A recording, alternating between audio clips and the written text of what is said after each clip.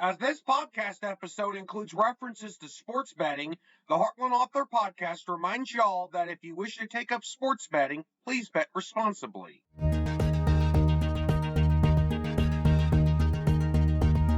Welcome to another episode of the Heartland Author Podcast. I'm Aaron Apollo Camp. For today's episode, I had the honor of interviewing Jack Allweil. Jack wrote the books Make Better Bets in 15 Weeks to Pass an Actuarial Exam, and he also runs the blog Fired to Fire. I'm here with Jack Allweil. I hope I pronounced your name correctly. Yep. The author of Make Better Bets in 15 Weeks to Pass an Actuarial Exam, and the blogger at Fired to Fire and an Actuarial. Jack, welcome to the Heartland Author Podcast. Thanks so much for having me on, Aaron. It's a pleasure. Feel free to introduce yourself to our listeners. Sure. So, I'm Jack Allweil. I moved down to Charlotte, North Carolina in 2015, and I grew up in a very small town in Michigan, but moved down here in 2016, I unfortunately lost a job, and that was a big turning point in my life. It's when I really started to read a lot, and I took what I call a roots trip to Europe, and I oddly enough met my now wife on that trip, but that trip also really introduced me to just being curious about whatever I wanted, and I just read everything I was curious in. And at the time, it happened to be a lot of World War II stuff because I was in Krakow and I went to the Auschwitz concentration camp, and I just had a lot of questions, and I started reading a lot of books, and that reading morphed from World War II to soccer to personal finance. And that's kind of what morphed into these books. Now, for those of our listeners who don't know what an actuarial is, what is an actuarial and what motivated you to become an actuarial? Sure. So most of the time you call a person that studies actuarial science an actuary. So it'd be actuarial science, and actuarial science is, I would say, the art of risk management. It's actuaries a lot of times are working with uncertainty in future cash flows. So there would be a component of determining what those cash flows should be, or models that could simulate many scenarios of cash flows. And it also has a component of discounting back to the future to get it in today's dollars. And it's like right now, I'm a valuation actuary, so we're basically setting a reserve for an annuity block. So an annuity, someone pays in and expects a payment in the future, and sometimes there are guarantees associated with those annuities, like a guaranteed minimum death benefit, which is like a life insurance feature. And we basically have to set aside an amount of money so we're safe on paying those future commitments to the policyholders. And I oftentimes tell people that we're glorified budgeters, because that's basically what we're doing. We're budgeting for future expenses. Now, without spoiling too much about your books, what are Make Better Bets in 15 Weeks to Pass an Actuarial Exam about? Sure. So, well, I guess I'll start with the Actuarial Goal Journal, 15 Weeks to Pass an Actuarial Exam. It's a journal that I started and tried to market to actuaries because I found a lot of actuaries, when they're studying for the exams, and there's a long exam process, and I ended up passing the eight exams to become a fully credentialed actuary. It's a very strenuous process, and I found a lot of my friends were getting like depressed. And one thing, and me included, and one thing I found that helped was journaling. And oftentimes that included some sort of gratitude practice in the morning and just continuously writing down what your goal is. So at the end of the 15 weeks, my goal was to pass the exam, or at least at least to feel prepared, because it's graded on a curve, so you can control what you can control. So there were times where I had studied really hard, felt very prepared, and failed an exam, and then maybe felt a little less prepared on another exam but passed because it's on a curve. So I tried to focus on the process and not the result. So not focusing so much on the pass or fail, but focusing more on things you can measure, like can I do all the practice problems that the Society of Actuary gives as examples? Can I perform all of those calculations? And if I can, maybe then I'll feel sufficiently prepared. So yeah, so the goal journal was something I found helpful, and I basically put it into a book, and I think most people find it pretty helpful, and at least a way to track their progress. Make Better Bets, also related to actuarial science, was a book I wrote as a post-analysis to a betting model I created in Excel. And this model, I was looking to find value in the bets that, and I placed these bets in Delaware, but I was basically comparing what my model predicted versus what the odds that were given in the Delaware sports book, and I looked for value in that way. And we did have France as one of our 5 picks to win it all. Unfortunately, I ended up losing just a tad bit of money. So that's when I started doing a post analysis, thinking, was I okay in my allocation of money? And if you're not familiar, the World Cup, it's broken up into 8 groups of 4, and a lot of our bets were, and you just have to be in the top 2 of your group to advance to the knockout stages of the World Cup. So we were betting mostly on teams either getting out of their group or not getting out of their group. So for example, if we had Mexico getting out of their group at, let's say, 50%, maybe that's what the model predicted. I think it was a little higher than that.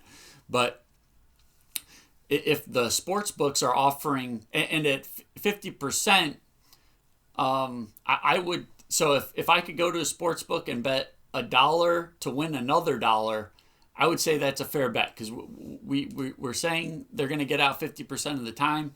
But let's say we go to the sports book and they're actually offering us $1.20 for every $1 we bet. So if we bet $1, we would get our original $1 back with another $1.20.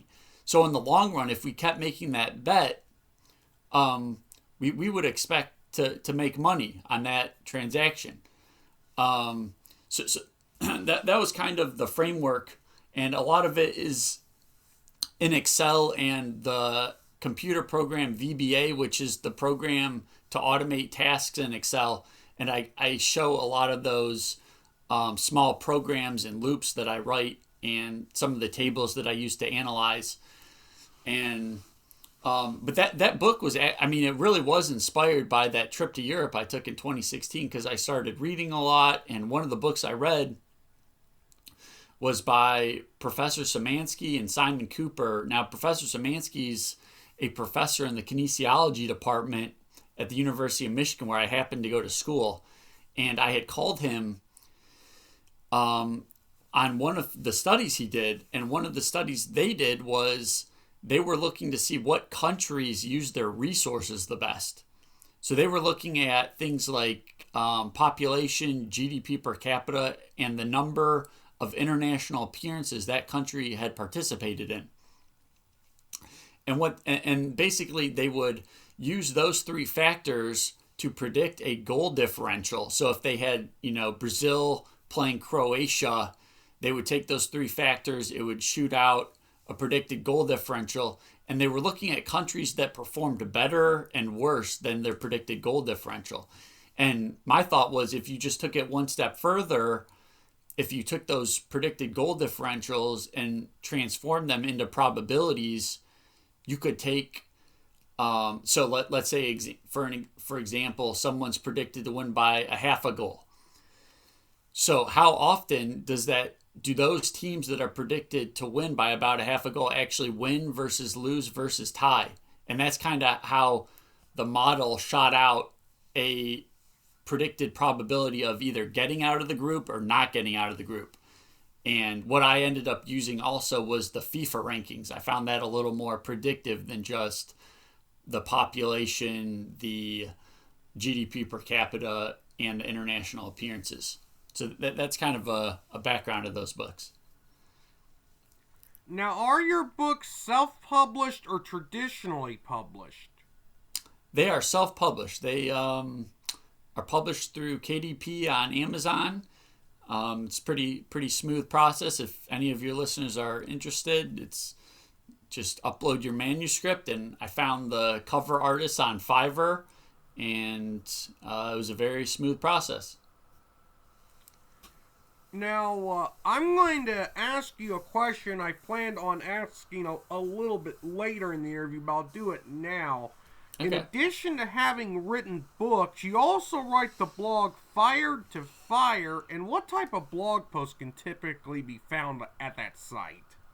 So, this is also related to me being fired in 2016, but when I was fired, I wanted to get my finances more in order, and I wanted to create a more robust life for myself. And one of the things that I was interested in was what I refer to as house hacking. And I think a lot of people might be familiar, but if they're not, it's when you use your primary residence as an investment, basically, and you rent out the rooms in your house to offset your living expenses. And so I was very motivated to get my finances in order and house hack as soon as I got another job. Now, I write a lot about real estate and personal finance on Fired to Fire. It first started out as an exercise in me tracking my net worth. So net worth is assets minus liabilities. It's not a perfect metric, but there's that saying, whatever gets measured gets managed. And I wanted to manage my finances a little better. So I thought that would be a good place to start. And I think it kind of goes against what a lot of people strive to make the most money they can in terms of their like daily just work, their job. And I've come to appreciate it's really more about what you keep. Like you can make a real lot of money, but if you're spending everything you get, I mean, you're gonna have like nothing at the end of the day. You're not gonna really build wealth.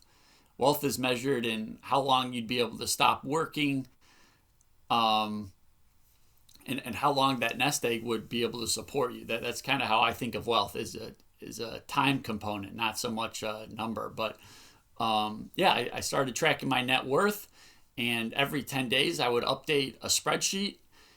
And I would kind of plan out the next 10 days to see how close my actual versus projected was. And it was a good exercise, and I became a little more comfortable with my personal finances. And the reason I started the blog was to hopefully inspire and help other people that are trying to get their financial house in order, and maybe give them some ideas for passive income and just being a little more organized. Now, if you have a typical writing routine, what is your typical writing routine? Sure. So when I was writing these books, along with the journaling aspect, I found it helpful to keep a journal on tracking my progress, and I found it helpful to write in the very beginning of the day. So I'd wake up and I'd typically write for about an hour or two, and that was it. I didn't try to do anything too crazy. Maybe just a couple pages each day, and that was my routine when I was going through these books. Now, I only have one more question to ask you, and this is not a writing related one, but what is your favorite soccer club or team? Sure, I am a diehard Arsenal fan. They are based in North London. I've unfortunately never been to a home game there, but I've toured the stadium and I've been to a game in Bournemouth when Arsenal was playing away. And I actually was very lucky that I live in Charlotte, North Carolina, and they actually visited a couple summers ago to play Fiorentina, the Italian club, and I got to see them in Charlotte. So that was kind of a unique experience too.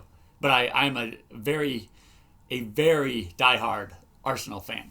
And we have a watch group here in Charlotte where we get up very early if they're playing early, and we watch them. Well, Jack, thank you for appearing on the Heartland Author podcast. Thanks so much, Aaron. As someone who is an author and a math and data nerd, I enjoyed interviewing Jack. For Kindle Unlimited subscribers, Make Better Bets is available on Kindle Unlimited. This is Aaron Apollo Camp reminding y'all to write your imagination. Bye for now.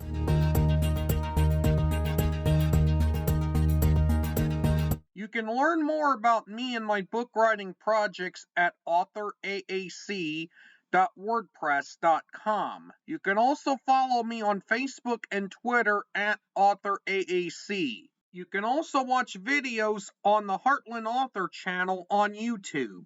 Copyright 2022, Aaron Apollo Camp, all rights reserved. This podcast episode is intended for the private listening of its audience. Any reuse or retransmission of this podcast episode without the express written consent of the podcast host is prohibited except under fair use guidelines. Royalty-free music and sound effects obtained from https://www.zapsplat.com.